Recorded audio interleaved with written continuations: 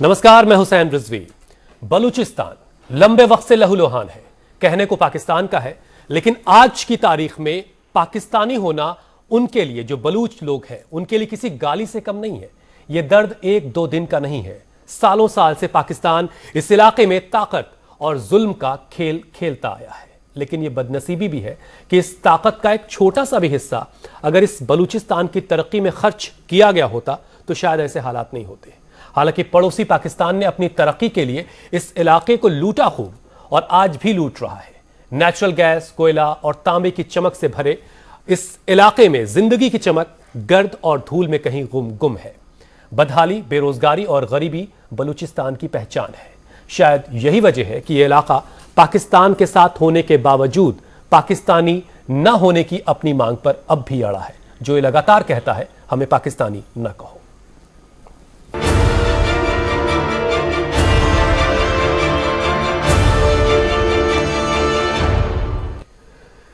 Mir मजदक Dilshad Baloch activist हैं, बलूच नेता हैं।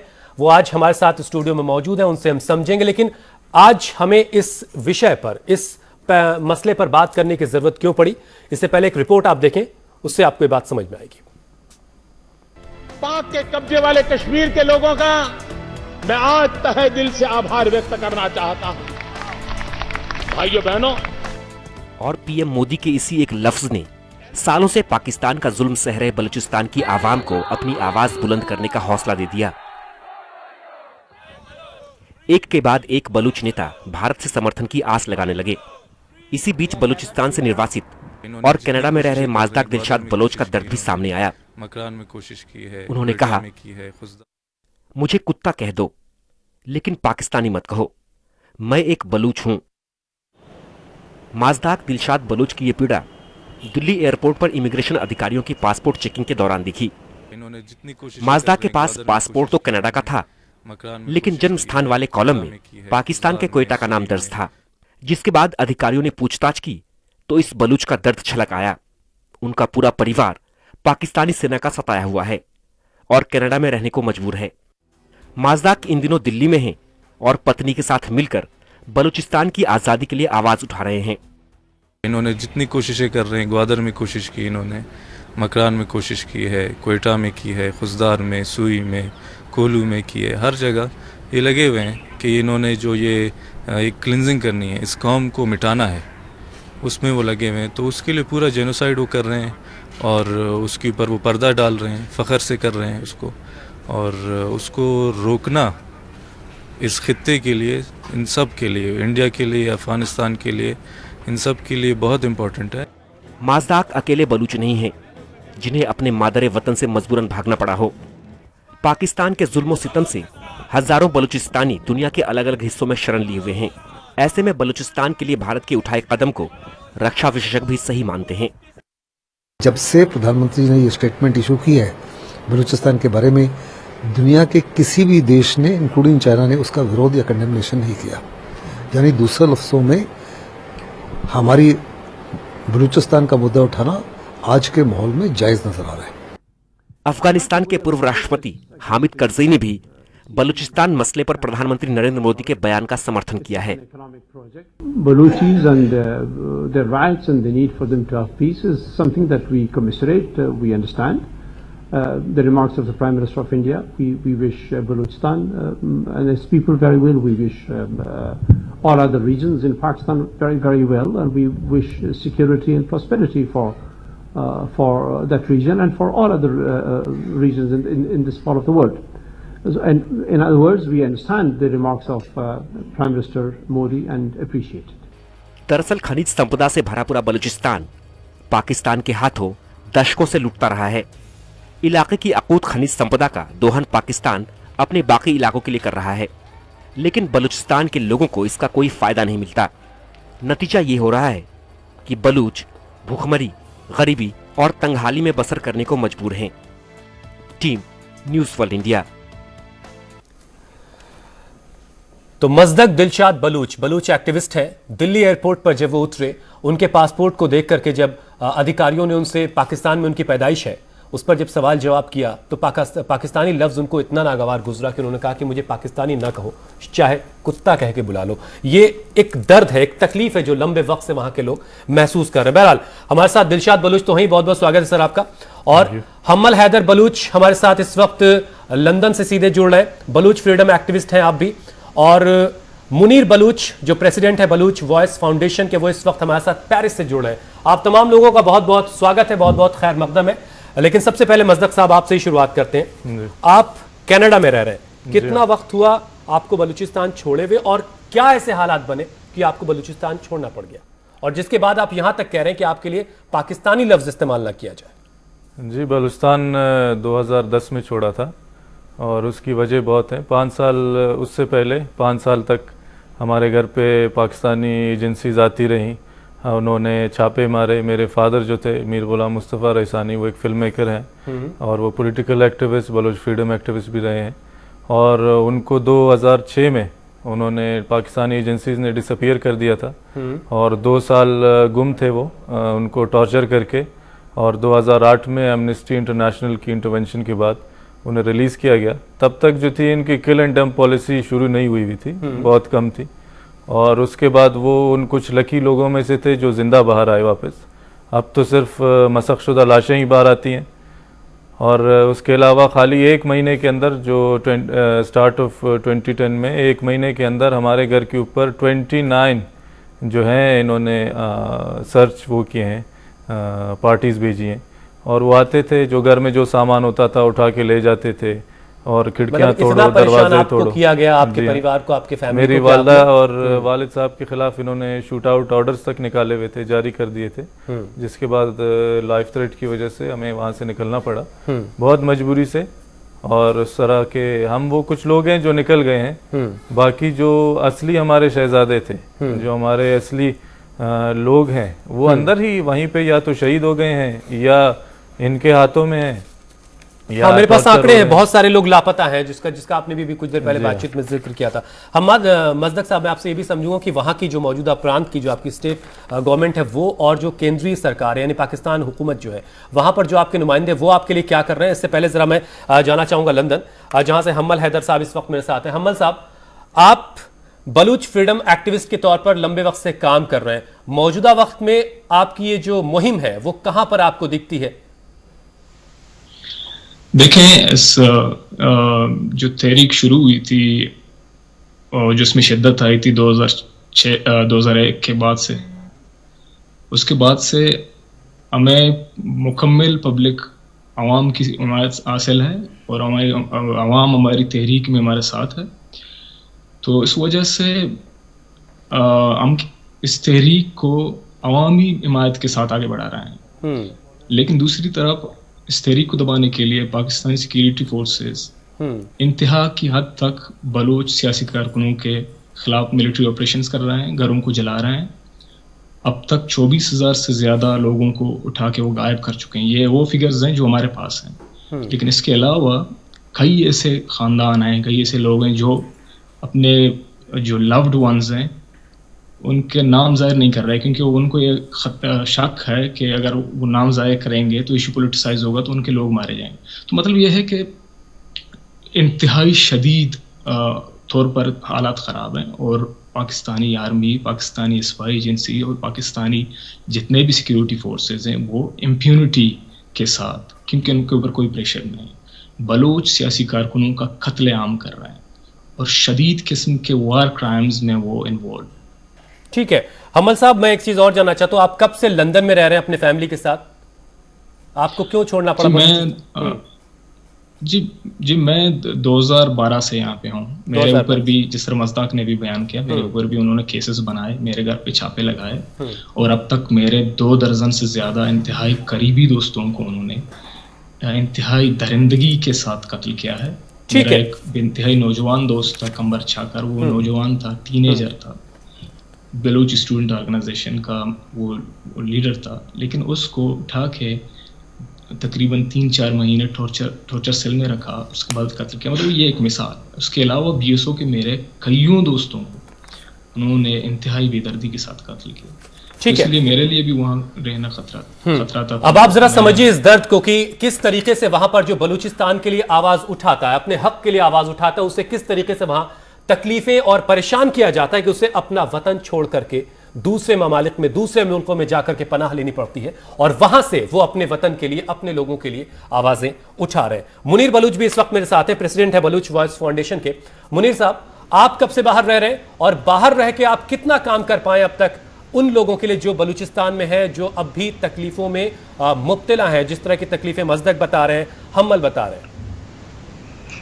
मैं नवंबर 2008 से फ्रांस में हूं, और उससे पहले मैं दुबई से जो है ना बलोच वॉइस टीवी चैनल के नाम से एक टीवी चैनल लॉन्च कर रहा था जो बलूची लैंग्वेज का था। तो 2 साल पाकिस्तान आर्मी ने मुझे अगवा किया और एज अ मिसिंग पर्सन में रहा। तो इसी हवाले से मैं आप कुछ इंफॉर्मेशन शेयर करना चाहता हूं कि जब से नरेंद्र मोदी साहब ने ये स्टेटमेंट दी, हम बलोचों ने उनका शुक्रिया अदा किया, लेकिन आज मैं आप जो इंडियन मीडिया है उसका शुक्रिया अदा करना चाहता हूं।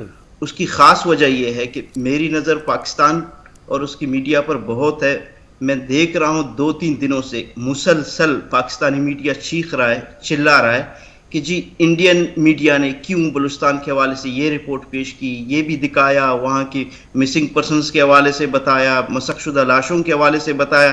तो जो उनकी चीख है वो मैं देख रहा हूँ। इस बात पर मैं आपको और इंडिया की मीडिया को मुबारकबाद पेश करता हूँ। उसके अलावा मैं 2-3 जो है ना और मेरे पास वो है इंफॉर्मेशन है जो direct impact of Modi ji show कर रहे हैं कि जो बलूचिस्तान की गवर्नमेंट है, पाकिस्तान की गवर्नमेंट है, GHQ है, उस पर इसके क्या डायरेक्ट असरात पड़े। तो 17 अगस्त को कमांडेंट 12 कोर क्वेटा, जो आर्मी के जो है ना वहाँ पर कमांडेंट होते हैं, लेफ्टिनेंट जनरल आमिर रियाज, उन्होंने फौरी तौर पर एक नोटिफिकेशन भेजा वहाँ के न्यूज़पेपर को, जी सब न्यूज़पेपरों के जो रेट्स हैं वो डबल हो रहे हैं। अगर कोई जो है ना न्यूज़ मीडिया इस हवाले से कोई रिपोर्ट शाये करता है कि जो इंडिया की प्रेजेंस को या इंडिया के खिलाफ जो है ना प्रोपेगेंडा करे, अनफॉर्चुनेटली उसमें यह लिखा हुआ था कि जो सर्कुलेट करे ख़ास तौर पर मकरान में, तो पूरे क्वेटा में कोई ऐसा न्यूज़पेपर ही नहीं है। उन्होंने पूरा मीडिया ब्लैकआउट रखा हुआ है कि जो वहाँ पर सर्कुलेट कर सके।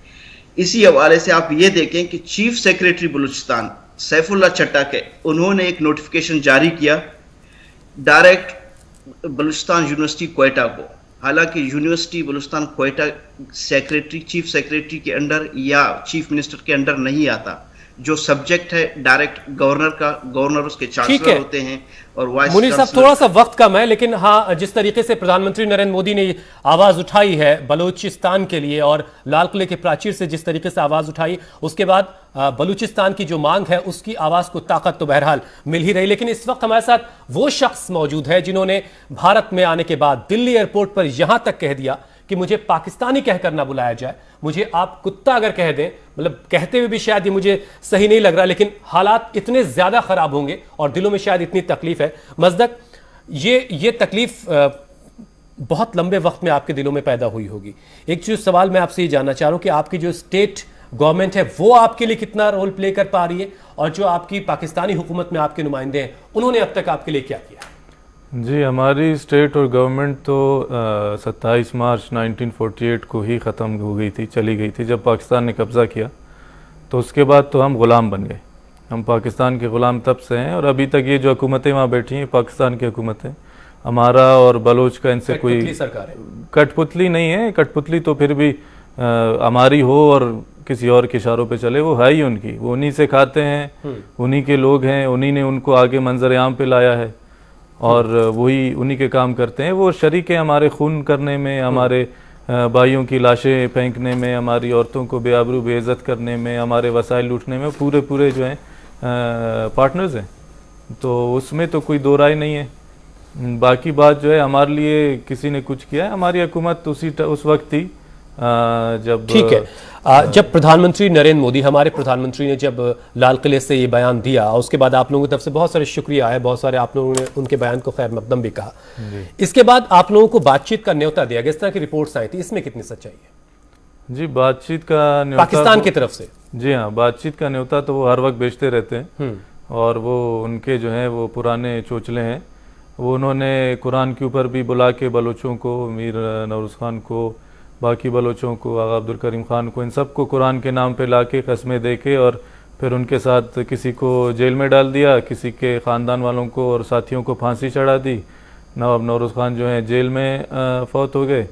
उस तरह के बहुत से इन्होंने वो किए हैं, और हमेशा जब भी इन्होंने किया इन्होंने धोखा दिया है, और इनसे ना कोई बात करना चाहता है और ना कोई बात करेगा।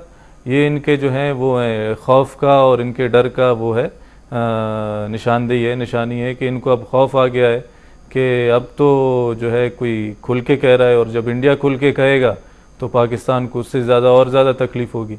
और उनको पता है, वो आपस में अपने ड्राइंग रूम में बैठ के भी यही बातें करते हैं कि बलूचिस्तान तो एक ना एक दिन हमारे हाथों से निकलना है, लेकिन ये है कि ये निकल के फिर हमारा क्या होगा। तो उनको यही खौफ है, और वो बुला के जो भी इनके वो हैं वो सब झूठ की बातें हैं। इन्होंने बुला के भी कुछ नहीं करना, और अगर बात करने की कोई ऐसी बात भी हुई है कि जी बात करने के लिए बुला रहे हैं, तो कोई बलोच अपनी भाइयों की लाशों पे पांव रख के बात करने नहीं जाएगा।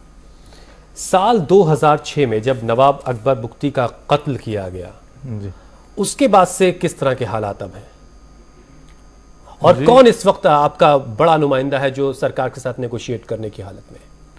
देखिए जी, नुमाइंदे तो हमारे बहुत से सारे सीनियर लीडर बहुत हैं, जिनमें मीर अरबियर खान मरी हैं, डॉक्टर अल्लाह नज़र बलोच हैं, प्रोफेसर नाइला कादरी हैं, ब्रामदा बुख्ती हैं, हमल हैदर साहब हैं, और इस तरह के बहुत से हमारे लीडर हैं, बहुत से हमारे बुज़ुर्ग हैं, और जिन्होंने कुर्बानियाँ दी हैं।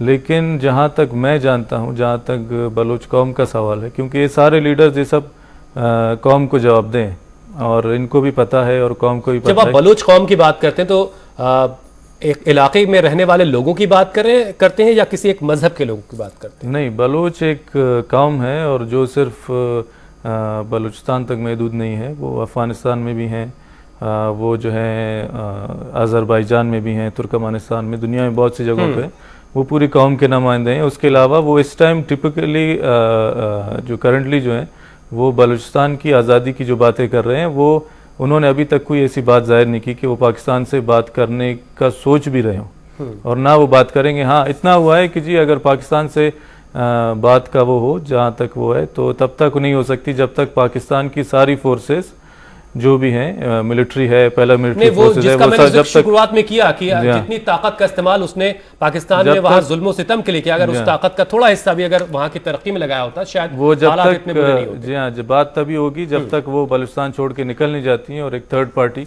बलूचिस्तान के अंदर नहीं आती, और जब तक बलूचिस्तान हमारे हवाले नहीं होता बलूचों के, तब तक कोई बात नहीं होगी। उसके बाद बात करेंगे, उसके बाद देखा जाएगा। हमल साहब, आप लंदन में हैं, मुनीर साहब इस वक्त पेरिस में हैं, मजदक जो हिंदुस्तान आए हैं, बहरहाल वो कनाडा में रह रहे हैं। अलग अलग मुल्कों में रहकर आप लोग अपनी तहरीक चला रहे हैं। इसमें अलग अलग मुल्कों से आपको कितना सपोर्ट मिल रहा और वो सपोर्ट ग्राउंड पर कितना एग्जीक्यूट हो पा रहा है? देखिए, एक बात मैं पहले जो आपने एक मजाक से बात की कि उसकी एक वजाहत करूं, बात यह है कि हमारा मसला इकोनॉमिकल नहीं है। मतलब बाज लोग ये कहते हैं कि बलूचिस्तान में तरक्की नहीं हो रही, इसकी वजह से रिएक्शन हुआ। मसला खालिसतन एक पॉलिटिकल मसला है। शुरू दिन से हम कहते रहे हैं कि हम पाकिस्तान का हिस्सा नहीं थे, हमें जबरन पाकिस्तान के साथ किया गया, इसलिए ये हमारा हक है कि हम एक आज़ाद कौम की हैसियत से दुनिया के नक्शे पर मौजूद हों। मसला बेसिकली आज़ादी का है, बलूचिस्तान की सवरेनिटी का है, बलूचिस्तान की सेल्फ डिटर्मिनेशन का है। इसलिए है जो लोग वक्फे से मुज़ाहमत करते आ रहे हैं और उस मुज़ाहमत को दबाए नहीं गए। अभी देखें, बाहर तो हम काफ़ी ज़माने से काम कर रहे हैं और कोशिश कर रहे हैं कि जो डेमोक्रेटिक, जो सेक्युलर लोग हैं, जो फोर्सेस हैं, उनको मोबिलाइज करें।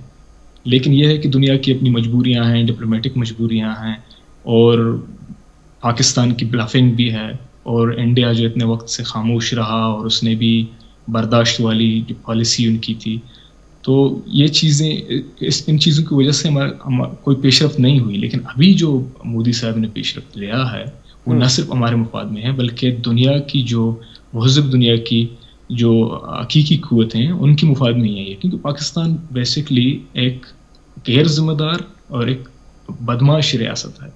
वो ब्लफिंग करता है, एक तरफ जो है टेररिज्म को सपोर्ट करता है, दूसरी तरफ दुनिया को तासुर देता है कि वो टेररिज्म के खिलाफ काम कर रहा है। मतलब ये ऐसी चीज़ें हैं कि अब दुनिया जो है वो समझ चुका है कि पाकिस्तान नहीं सुधरने वाला।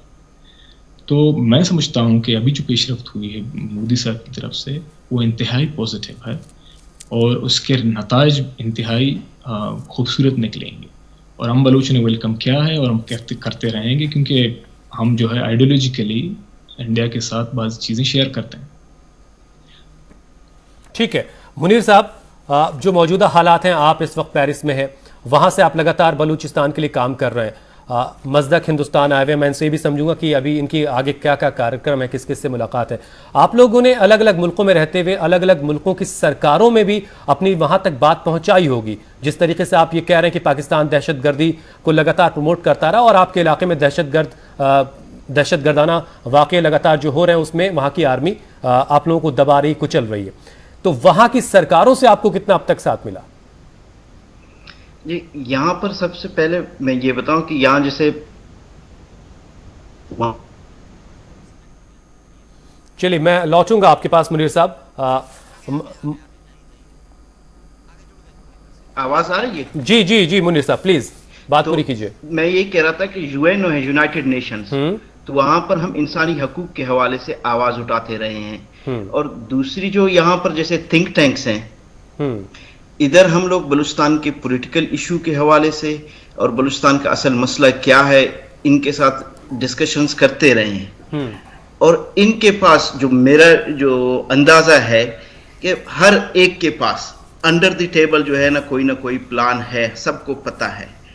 हालात ऐसे थे, इनकी मजबूरियां थी, इनकी आर्मी अफगानिस्तान में फंसी हुई थी और दूसरे ऐसे इश्यूज थे जिनकी वजह से ये उन चीज़ों को ऑन द टेबल नहीं ला रहे थे। और आज आप देखें कि पाकिस्तान सफारती लिहाज से बिल्कुल तन्हा हो चुका है। अरब ममालिक ने मुंह मोड़ दिया है। सऊदी अरब की जो पाकिस्तान के साथ रिलेशंस है वो किसी से ढकी छुपी नहीं है। उसके बाद वेस्टर्न जो अमेरिका और यूरोप, वो ऑलरेडी जब से उसामा बिन लादेन वहां से नजर आया, मुल्ला उमर का कराची में इलाज होता रहा, लेकिन चीन मौजूद है। मंसूर जो बलूचिस्तान से मारा गया, वहां के इंसानी हकूक के जो मसले थे, इस हवाले से ढके छुपे अल्फाज में बार बार अमेरिका और वेस्टर्न कंट्रीज पाकिस्तान की कान मरोड़ते रहे। और कुछ अमेरिकन जो है ना कांग्रेसमैन ने इस हवाले से अपनी आवाज पार्लियामेंट्स में भी उठाई है। यूरोपियन पार्लियामेंट में भी हमने आवाज़ें सुनी हैं कि यूरोपियन पार्लियामेंट मेंबर्स ने भी बलूचिस्तान के ख़ास तौर पर इंसानी हकूक़ के मसले पर इन्होंने आवाज़ उठाई है। तो ये जो चीज़ें डेवलप होती रही हैं एक्सटर्नल वर्ल्ड में, ये बलोच की वो आवाज़ थी, वो कुर्बानियाँ थी जो वहाँ पर दे रहे थे और जो यहाँ पर दे रहे हैं। इसके बाद दूसरी चीज़ है कि वहाँ पर ग्राउंड में आप रिसेंटली देखें सनाउल्लाह ज़हरी का, कि उनकी प्रपोजल थी कि मैं बलूचिस्तान यूनिवर्सिटी में जो है ना ये प्रोग्राम करूं जिसमें जो है ना नरेंद्र मोदी साहब और जो है ना इंडिया के खिलाफ कुछ बोलूं। अनफॉर्चुनेटली वहाँ की इस्टेब्लिशमेंट ने, एजेंसीज ने बोला जी ये गलती मत करना, क्योंकि वहाँ पर तो बलोच स्टूडेंट्स ज़्यादा हैं, वहाँ तो गए आपको जूते पड़ेंगे, कोई बलोच जो है ना स्टूडेंट आपकी तकरीर सुनने नहीं आ रहा। तो वो खौफ के मारे उन्होंने लॉ कॉलेज में किया। ठीक है, इससे जाहिर होता है कि वहाँ पर लोग कैसे रिएक्ट कर रहे हैं। ठीक है मज़दक साहब, आप हिंदुस्तान में हैं और क्या क्या कार्यक्रम है, किन किन से मुलाकात आपकी तय है? जी, हिंदुस्तान में प्लान जो है पब्लिक अवेयरनेस का है कि हिंदुस्तान की जनता, हिंदुस्तान की जो भी सिविल सोसाइटी है और जो भी पॉलिटिकल सिस्टम है, पॉलिटिकल पार्टीज़ हैं, उन सबको बताया जाए, उन सबको समझाया जाए, अवेयर किया जाए कि बलूचिस्तान का मसला क्या है और बलूचिस्तान की जो बलूचों की आज़ादी का जो हक है वो उनको मिलना चाहिए। और उनमें जो हिंदुस्तान की आवाम या हिंदुस्तान का जो फ़र्ज़ बनता है मिनहैस एक हमसाया होते हुए, एक पास्ट के स्ट्रेटेजिक पार्टनर्स होने के मुकाबले, और उसके अलावा हमारा जो दुश्मन है वो एक है, वो पाकिस्तान, जिसने अब हिंदुस्तान की रियासत कश्मीर पर कब्ज़ा किया ज़ोर ज़बरदस्ती, जो आके हिंदुस्तान के अंदर हिंदुस्तान के शहरियों का कत्लेआम करते हैं, जो आके हिंदुस्तान के अंदर हिंदुस्तानियों के ऊपर मजालिम करते हैं, उनका कत्ल करते हैं, उनको ये बताने के लिए कि वो हमारे भी दुश्मन हैं और हमारे ऊपर ये मजालिम चल रहे हैं। और आपको खड़े होके, जैसे आपके प्राइम मिनिस्टर ने ये बात की है, आपको आवाम को, आपकी अपोजिशन पार्टीज़ को, आपकी सिविल सोसाइटी को, सबको उनको सपोर्ट करना चाहिए और यह बात जो है आगे लेके जानी चाहिए। मज़दक साहब, अभी हामिद करज़ई साहब, अफगानिस्तान के पूर्व राष्ट्रपति, बांग्लादेश की तरफ से भी आपको सपोर्ट मिला, इन सारी चीज़ों से कितनी मोबिलाइज हो रही है आपकी ये जो पूरी लड़ाई है? जी, इससे बहुत फ़र्क पड़ता है और इससे एक मॉरल सपोर्ट जो हमें मिल रही है सारे दुनिया से बलोचों को, हम इसके हकदार हैं और ये दुनिया पे फ़र्ज़ है कि एक सप्रेस्ड और एक ओप्रेस्ड और एक ऑक्यूपाइड नेशन की मदद करने के लिए जो भी सिविलाइज दुनिया है उन पे फ़र्ज़ है कि उनकी बात उठाएं और उनकी बात उठाकर जुल्म के ख़िलाफ़ जो जालिम है उसको बोलें कि ये जुल्म गलत है और जिस पे तुमने कब्ज़ा किया हुआ है ये इलीगल है और एक कब्ज़े को ख़त्म करो, अपनी फोर्सेस वहाँ से निकालो और अपने काम से काम रखो। और ये जो दहशतगर्दी की फैक्ट्री बनाई हुई है दुनिया को, उसे बंद करो और लोगों का अपने कत्लेआम जो आप कर रहे हो दुनिया में, जहां आप बेच रहे हो ये सारे दहशतगर्द, उसे आप ख़त्म करो और जिनका हक है उनको उनका हक। हिंदुस्तान ने पाकिस्तान से साफ लफ्जों में ये कहा है अभी हाल में कि अब बात सिर्फ आतंकवाद के ही मुद्दे पर होगी। बहरहाल हमल साहब, एक आखिरी का बहुत कम वक्त बाकी है, इसलिए एक फाइनल कमेंट मुझे आपसे चाहिए और आप अपने दिल की बात रख सकते हैं हमारे इस प्लेटफॉर्म के जरिए। जिस तरह मज़दाक ने कहा कि पाकिस्तान दहशतगर्दों की फैक्ट्री है, तो वो सच कह रहा है, इसलिए कि पाकिस्तान न सिर्फ हमारे लिए ख़तरा है बल्कि पूरी दुनिया के लिए, दुनिया की जो डेमोक्रेटिक कुव्वतें हैं उनके खिलाफ एक ख़तरा है। तो उसके लिए सबबंदी की एक ज़रूरत है। जिस तरह मोदी साहब ने एक स्टैंस लिया हुआ है, जो उन्होंने पोजीशन ली हुई है, और उसके साथ बांग्लादेश भी है, उसके साथ अफगानिस्तान ने भी हिमायत की है, तो उम्मीद है कि और कुव्वतें जो है रीजन में उसके साथ होंगे। तो ये इंतहाई बड़ा और खुशाइंद पेशरफ्त है। उससे ज़ाहिर है, जिस तरह मेरे दोस्त ने कहा कि हमारा हक है कि हमारी मूवमेंट को सपोर्ट किया जाए, एक जस्ट एक जायज़ मूवमेंट है। तो जब हमें आज़ादी मिलेगी या हम अपनी सरजमीन को आज़ाद कर लेंगे तो खत्ते में एक बड़ी तब्दीली आएगी। जो दहशतगर्दी है वो जड़ से ख़त्म हो जाएगा और खुशहाली आने के इम्कानात काफ़ी ज़्यादा हैं। और चीन जो अपने एक्सपेंशनिस्ट डिज़ायर्स के साथ उस रीजन में आ रहा है, उसके लिए भी एक सबबंदी होगी, क्योंकि हम बलूच खुश नहीं है और उसके आने से, चीन के आने से वहाँ हमें सबसे बड़ा नुकसान होगा। हमारी ज़मीन हमारे हाथ से जाएगी और हमारी कौम में तब्दील होगी। ठीक है मुनीर साहब, एक फाइनल कमेंट आपका, बहुत छोटा, 30 सेकेंड। मैं यही कहूँगा कि पाकिस्तान एक ऐसा मुल्क है जिससे रीजनल जो कम्युनिटी है वो भी इसका विक्टिम रहा है, इंटरनल कम्युनिटीज़ हैं वो विक्टिम रहे हैं। अनफॉर्चुनेटली बलोच वो कौम रही है जो first victim of this thought, ये आइडियालॉजी रिलीजियस टेररिज्म का विक्टिम रहा है, आज भी विक्टिम है, दुनिया भी इस चीज़ का विक्टिम हुआ है। तो हम सबको मिलकर इस नज़रिए को, इस कंट्री को जिसने इस नज़रिए की बुनियाद पर ज़मीन को तकसीम किया है, इसको ख़त्म करना होगा। मज़दक, एक फाइनल कमेंट मुझे आपसे चाहिए और उसी से जुड़ा हुआ कि जब आपसे पूछताछ कर रहे थे एयरपोर्ट पे अधिकारी, तो आपने ये जो लाइन एक कही कि मुझे पाकिस्तानी ना कहो, चाहे कुछ भी कह लो, जो लफ्ज़ इस्तेमाल किया वो आपकी तकलीफ़ को बयां कर रहा है। क्या वाकई हालात इतने ज़्यादा ख़राब हैं कि जिसके एवज़ में आपने इस तरह की लाइन को इस्तेमाल किया? देखिए जी, ये आइडेंटिटी ना मेरी है ना किसी और बलूच की है। हम बलूच हैं, हम बलूचिस्तान में पैदा हुए हैं और वहीं पले बड़े हैं, तो हमारी आइडेंटिटी बलूच की है, बलूचिस्तान की है, हमारा अलग मुल्क रहा है। पाकिस्तान ज़ोर से हमारे ऊपर मुसल्लत हुआ है, उसने अपनी आइडेंटिटी, अपना कल्चर ज़ोर से हम पे मुसल्लत करने की कोशिश की है और हमारी जद्दोजहद का एक बहुत बड़ा हिस्सा है कि हम उस आइडेंटिटी को नहीं मानते और ना हम उस आइडेंटिटी को कभी कबूल करेंगे। ये हमारी आज़ादी का, और हमने कोशिश की आपकी आवाज़ को एक प्लेटफॉर्म देने की। बहुत बहुत शुक्रिया मज़दक, आपने वक्त निकाला। बहुत बहुत शुक्रिया हमल साहब आपका भी, मुनीर साहब आपका भी, आप दोनों जुड़े लंदन से और पेरिस से। बहुत बहुत शुक्रिया आप तमाम लोगों का। तो आप समझिए दरअसल उस दर्द को, उस तकलीफ को जो लोग बलूचिस्तान के हैं, जो अपने मुल्क में नहीं रह सकते, जिन्हें दूसरे मुल्कों में जाकर के अपने लोगों के पर हो रहे जुल्म के खिलाफ आवाज़ उठानी पड़ती है। और वो तकलीफ इतनी बड़ी है, इतनी ज़्यादा है कि वो यहां तक कहने को मजबूर है कि हमें पाकिस्तानी कम से कम कहकर ना पुकारा जाए। इस खास कार्यक्रम में इतना ही। नमस्कार।